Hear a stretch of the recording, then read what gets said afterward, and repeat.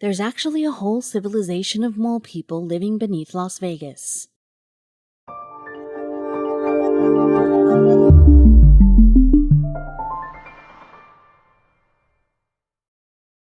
But before we start, please make sure to subscribe to m&rtv and hit the bell so you never miss any upload from us.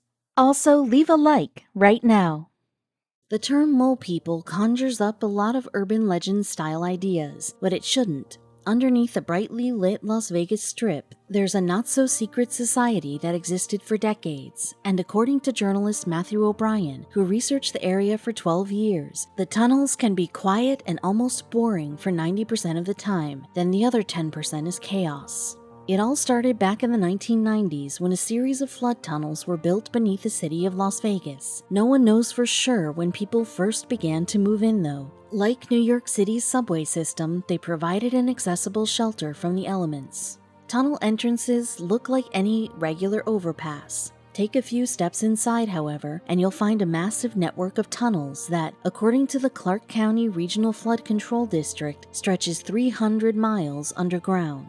This network attracts people for a number of reasons.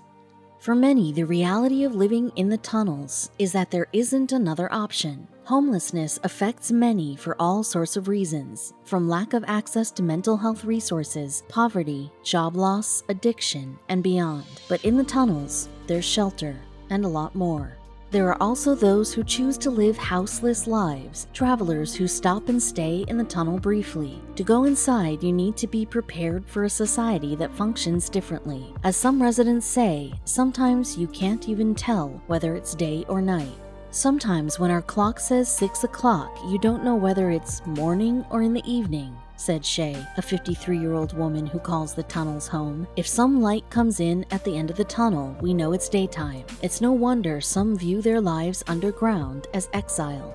As Anthony, who took to the tunnels after getting released from prison, said to Business Insider, "This is how society treats us. They want us to be invisible. But we're here. We want to be seen. Our story must be heard. So how does it look inside? There's no plumbing in the tunnels," which a resident named Angel claimed was the most difficult part of her underground home. Still, some residents have gotten creative. A woman named Rusty and her husband use a whirlpool as a standing bath. Some manage to set up rather comfortable spaces in tunnels, with full-size furniture, usually a mark of a person who settled there for years. Having so many permanent fixtures does pose a major complication though, in the event of a sudden rainstorm. The tunnels were built when a 1975 flood devastated Las Vegas. While rainfall isn't common there, it's the biggest fear for the people who live underground. In the rare instance of heavy desert rain, tunnel residents must drop everything and flee.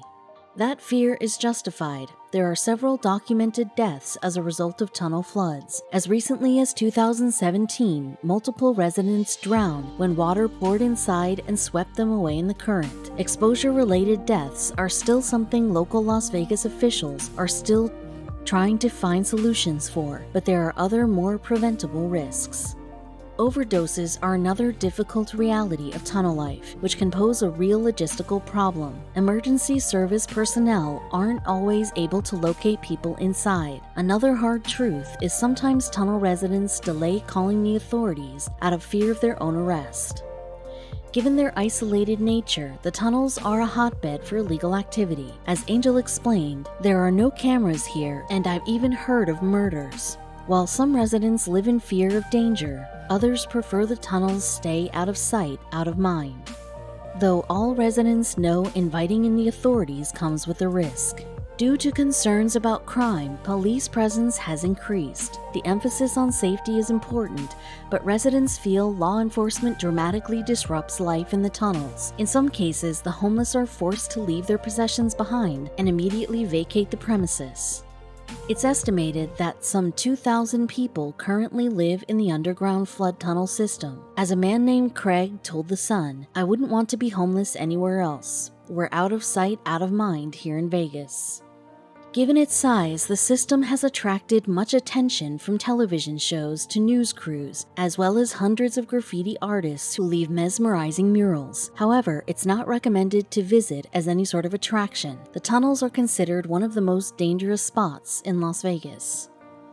Conveniently located right by some of the best casinos in the world, some tunnel residents have worked out ways to benefit from that proximity. A man named Steven explained how he cruises the casinos for abandoned chips, which, on his best day, resulted in a $997 haul. Meanwhile, Matthew O'Brien, the journalist who spent 12 years visiting and conducting interviews inside the flood tunnels to write his book Beneath the Neon: Life and Death in the Tunnels of Las Vegas, founded the Shine a Light Foundation that offers a variety of services to its residents.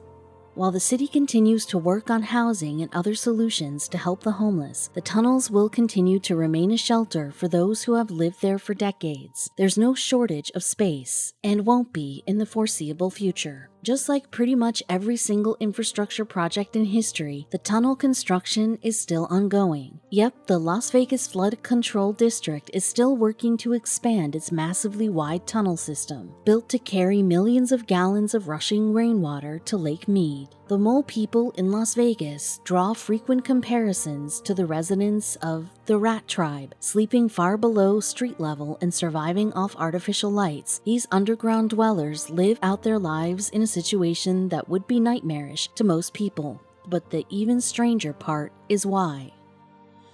Better safe than sorry has been the motto of preparedness advocates for centuries. And despite the hysteria and paranoia that typically follows this kind of advocacy, it's usually never a bad thing to think ahead. That's exactly what the leaders of Beijing did over 50 years ago.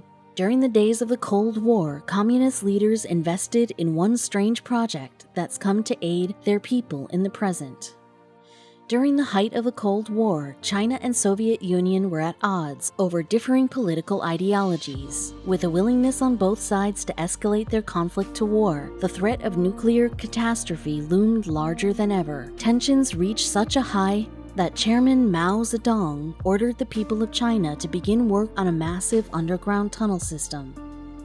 Over 300,000 men, women, and children were put to work on the project, constructing 10,000 bomb shelters connected by nearly 200 miles of tunnel. Ancient structures and cultural landmarks were toppled for the sake of Mao's vision, with nearly all of China's resources being poured into the endeavor. By the end of the decade, 75 of China's largest cities had been outfitted with enormous underground bunkers. With the shelters capable of housing roughly 60% of each city's population, the survival of the Chinese people amidst the imminent nuclear war was all but guaranteed. But the bombs never fell, and Mao Zedong's death in 1976 quelled the fears of annihilation at the hands of the Russians.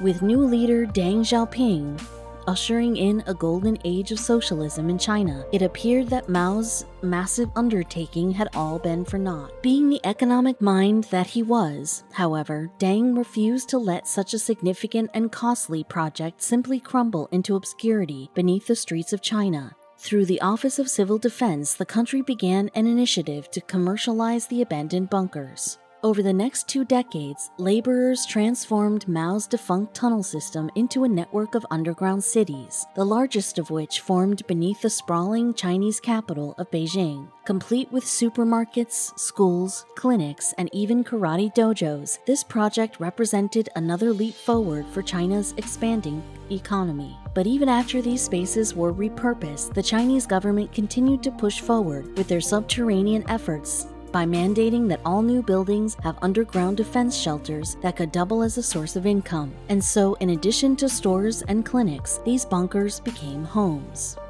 Today, over 1 million people live below the streets of Beijing, clustered in small communities that range from a few dozen to over 100 individuals strong. Residents of this underground city are known as the Shuzu, or more commonly, the Rat Tribe. This peculiar society is mostly made up of young migrants from the countryside who arrived in search of affordable housing in Beijing. And with an average rent of 400 yen a month, roughly $58 for one of these rooms, they're sure getting what they're paying for. Each windowless room is typically between 40 to 100 square feet, just big enough to fit a small bed and a dresser or two. Some aren't so lucky, as there are those that can only afford to stay in rooms that are shared by up to a dozen other people.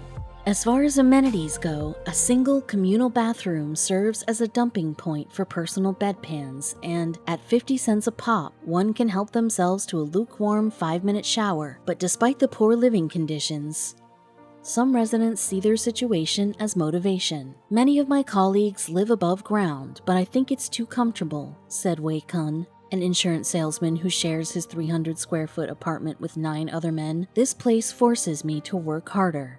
But even so, a tremendous amount of stigma still surrounds those that call themselves members of the rat tribe. Some individuals won't even tell their families where they're living out of fear of judgment. When my father came to visit me, he cried when he saw where I lived, aspiring actor Zhang Zi recalled. He said, "Son, this won't do." Unfortunately, the Chinese government's stance on the issue has only grown increasingly mixed as the years have gone on. Though city officials have expressed concern over the safety risks involved with underground living, most have chosen to turn a blind eye to the practice. With overcrowding becoming a growing problem in Beijing, there's really no other place for these individuals to go. We never allowed residential use of air raid shelters, said Xu Jinbao, office director of the Beijing Municipal Civil Defense Office. But as time went by, Beijing became so populous that people started to cram in underground. Despite the hardship and controversy surrounding the rat tribe, it appears that they're making the most of the situation while keeping their eyes set on what lies ahead. For these individuals, life underground is not a product of hard times, but rather a calculated sacrifice for the future. I found a lot of people still hope one day to buy a house, or at least to live above ground, sociologist Li Zhongfu observed while studying underground housing at the Beijing University of Technology. They have a positive spirit.